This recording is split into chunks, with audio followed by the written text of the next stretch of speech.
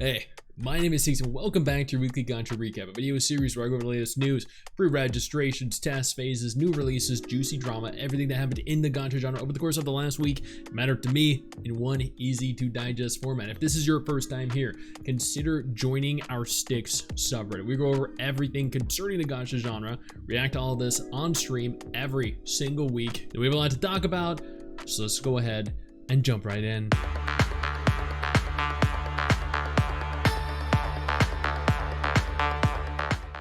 Special live broadcast of Arknights Endfield on PlayStation China Joy 2025 taking place on August 3rd. That's a week from today. This could be the big news that we have been waiting for.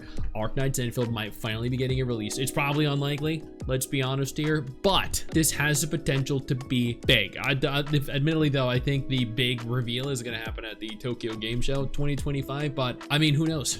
Maybe they'll announce another beta test. Punishing Gurraven is going to be holding a special program live stream for the Devil May Cry 5 collab on the 30th of July. Instaz does go on to state that this might be a global exclusive event, as I don't see anything similar having been done for other versions, which, you know what, that is great. That sounds good to me. Here is the tweet confirming this. A special program for the upcoming update, Lamento di Fantasma, is going to start on the 30th of July. Come and join us to witness the power of the devs through the challenge.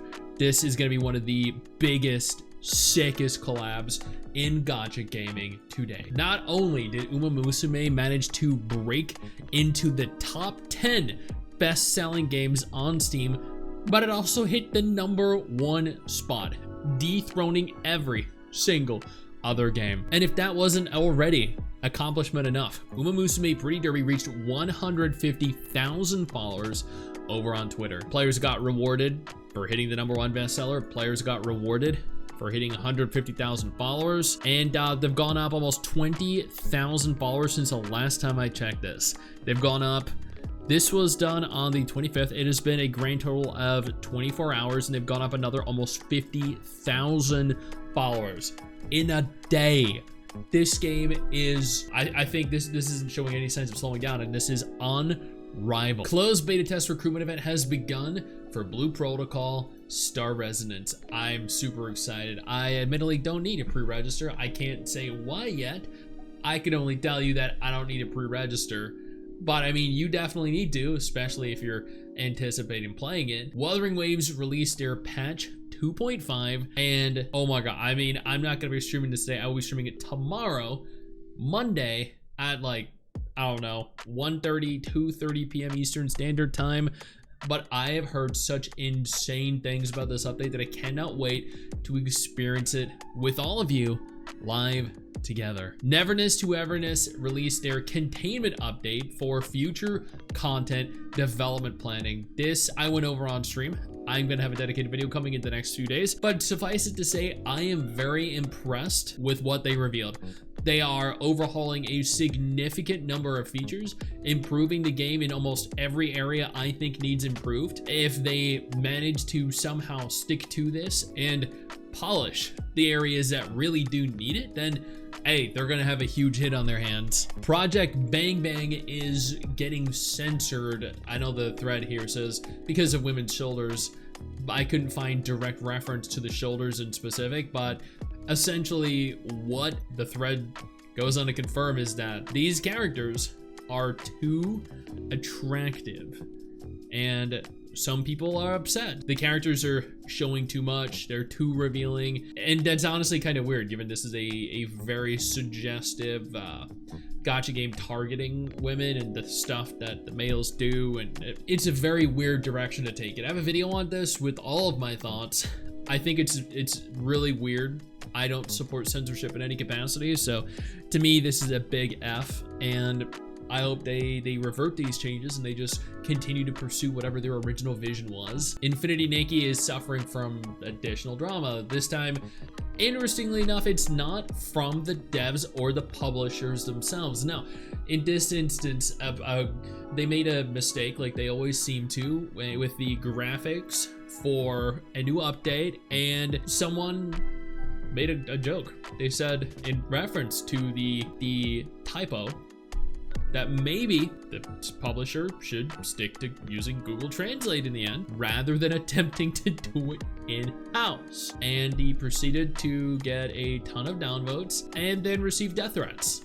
So yeah, that is your community right now in a nutshell. Your developers, your publishers, they hate you. They treat you like absolute trash. And you're like, yes, please, more, please, all over me. Instead of standing up for yourself and knowing your worth, you prefer to be treated like absolute garbage. And y'all wonder why your game is in the state that it's in when you have a community like this. Come the fuck on.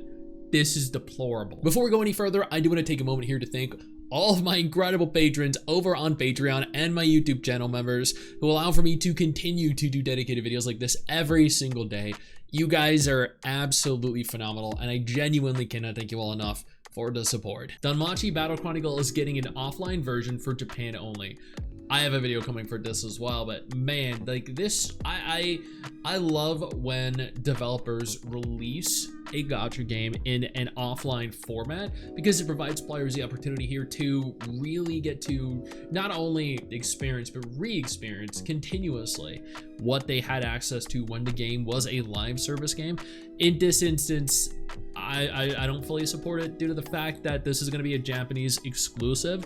I think it could very well have been ported over globally with minimal effort. I'm sure they could have started like a GoFundMe or a Kickstarter to have the game localized, and there would have been thousands of people that would have supported and funded the global version. You know, admittedly, that after this video goes live, you might actually see something like that pop up, but this is rewarding their Japanese players, favoring their Japanese players while disregarding global, which always happens.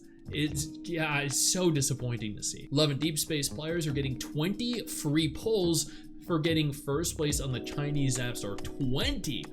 Holy crap, dude, that's wild. I'm speechless. 20 free pulls is crazy. Typically, studios tend to give you like, I don't know, 10, a free 10 pull, but 20. Man, what else is here? Naruto, the ninja game. Okay, not a single other like decent gacha. No Genshin, no Wuwa, no Zenless, no Arknights, nothing at all. Okay, Blue Archive reaches #1 in the App Store sales ranking, gets a 10 free pull. This will be distributed to all players on July 23rd through July 30th. So if you haven't already, make sure you log in to get this. This does look like a Japanese image, so this might be for Japanese only. I don't see a reference to Japan only. I also don't see a reference for global either. So I don't know. Try and get in. Try and see if you get your free pull. Heaven Burns Red dropped huge nerfs and people are not happy. Heaven Burns Red is a game that really doesn't ever get in drama because people tend to typically be very happy with the state of the game. But a significant number of changes have been made and players are livid. This affects the core game itself. This affects numerous different characters that utilize core mechanics present in the game, and it's just, oh, I can't believe they actually decided to go ahead with this. It's a disgusting abuse of their player base. That's it, long and short of it. You guys can go and check my video for elaboration. Tower of Fantasy announces a new server with a focus on the MMO over the gacha, which honestly sounds pretty good. There are some definite issues I have with this, and I covered this in a video too, but in a lot of instances, they seem to be making improvements where improvements are necessary. I don't know if it's ultimately going to succeed because they've kind of shot themselves in the foot with the game and they've done really nothing to improve public perception of the game overall, but you know what? More power to them for trying. And finally, Eleg, Boom, and Shock. I don't even know if I should enlarge this because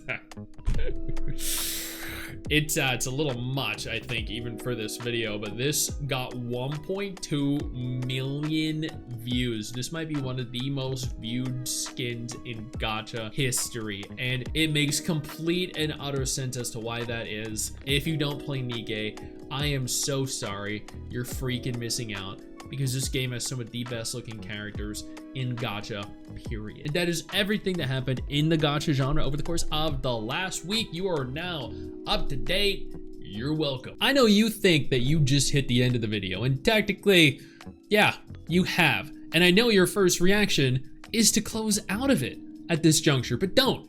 Now, instead, I urge you to take a moment here and click one of the videos on screen that are coming up in just a moment so you remain up to date with everything going on in the gacha genre. Trust me, you are not going to regret doing so. Stay flaccid.